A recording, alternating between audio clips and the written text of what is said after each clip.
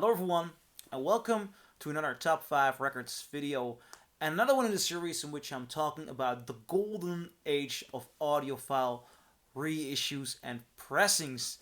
And as a matter of fact, that age is right now, and I want to take a look at the beautiful audiophile releases we've had in the last couple of years. And today I'm going to be looking into the best 5 audiophile pressings from 2021. Without further ado, I'm gonna kick it off with this beauty. The Eagles by Mobile Fidelity Sound Lab on One Step. A gorgeous 45 representation of this album. Now, I did a video about this pressing in which I asked the question, can the mastering of an album change the essence of the music? Well, change it or show it. Because I compared this one to a first UK. Then I later on compared this one to a first US on the white label Asylum. Later on, I did not do a video about that, and still I hold this pressing in a high regard. The mastering and the equalizing use on the original is gorgeous. It's a beautiful sounding pressing, and if you find one, buy it. You can hear country rock. The mastering, the way it sounds, makes it a country rock album.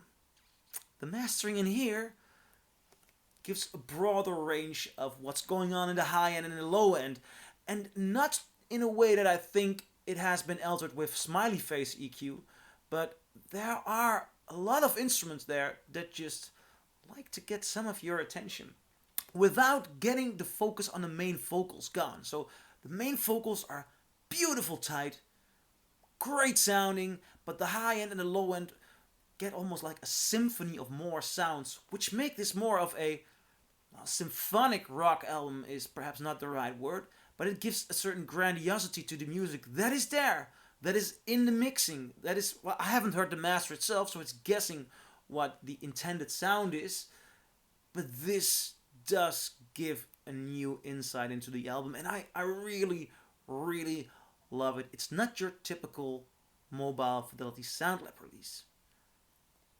Although Mobile Fidelity Sound Lab obviously has a lot of very good pressings.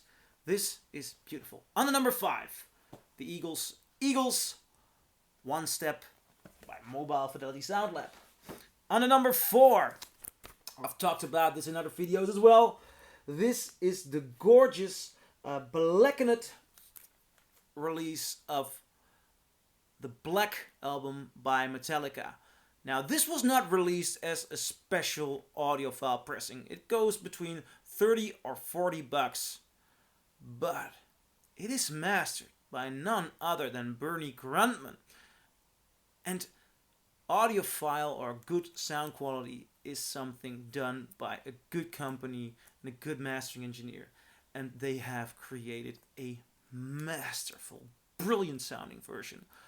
Have a look, or listen of course, at the amount of detail and the clarity in the way these drums sound. You know, drums are very tough to get good sounding, and oh man, Bernie Grundman did something incredible here. It is an audiophile treat. Brilliant, brilliant pressing. If you find one, buy it. I mean, these are not too expensive, and you're buying audiophile quality. It's a gorgeous release. On to number 4, the Black Album by Metallica. On number 3, another unexpected entry, for me at least, Ornette Coleman's The Shape of Jazz to Come by Speaker's Corner. Now, Speaker's Corner did an amazing job on this one. Just so you know, these records by Speaker's Corner are usually about 30 bucks. 30 bucks. So what kind of quality will you get? It is an audiophile label. Do they deliver? Oh yeah, they do deliver. I have compared this with friends to an original. A friend of mine bought a, must be frank about it, mono original in near mint condition, which go for about, I believe he paid 150 or 200 bucks. And we thought, you know what? Let's give it a try. Let's compare the 150, 200 bucks one to the 30 bucks one. And a friend of mine was very confident that his one would beat this one. Now, when we compared them, we saw his face melt. This is really, really good. Now, after his face melted, he said, you know what? The difference between the Speaker's Corner one and the original, it comes down to a matter of taste. Obviously. Always. When you're, not always, but sometimes, when comparing original to an audiophile reissue, or a mono versus a stereo, there is an element of taste involved. I and the other friend actually preferred this one. And that is very, very rare, especially with good sounding jazz originals. Speaker's Corner nailed it with this release. And to imagine, it's only $30. It's a gorgeous pressing. On number 3, and if that is just a number 3, it says something about 2021 and the entire golden age of audiophile releases going on. You can get so gorgeous sounding pressings. This one might feel a little bit double if you have seen my 2022 video, because that's also online. You can read it already here. Miles Davis, Kind of Blue, but this is the 33 RPM one.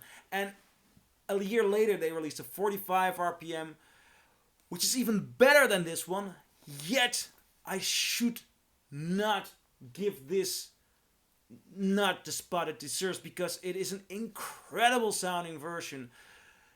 It is, apart from the 45 RPM, and some people just don't like to go for the 45 RPM, the best sounding reissue of this album. If you compare it to the Mo-Fi 45 RPM, this one beats it. It's so full. It has such a beautiful stereo image, so much detail. It is a gorgeous pressing. A gorgeous pressing.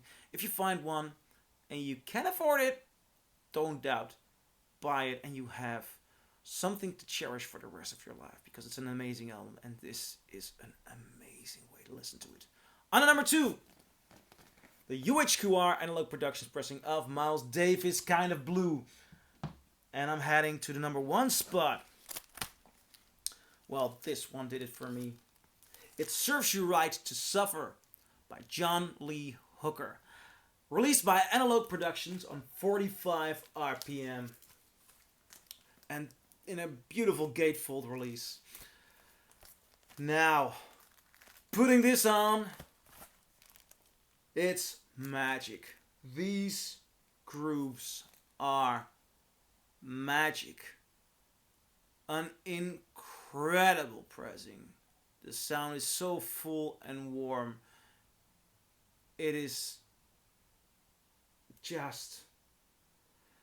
What else can I say? I mean, the thing is, sometimes you have a record, and when you listen to it for the first time or over and over again, it just expands your notion of what a genre or a specific artist can sound like. Well, that is this album to me with John Lee Hooker. Wow. Blues can be so beautiful. On the number 1 spot. So, I'm curious, do you agree? Do you disagree? Leave a comment below, and I'll see you in my next video. Bye.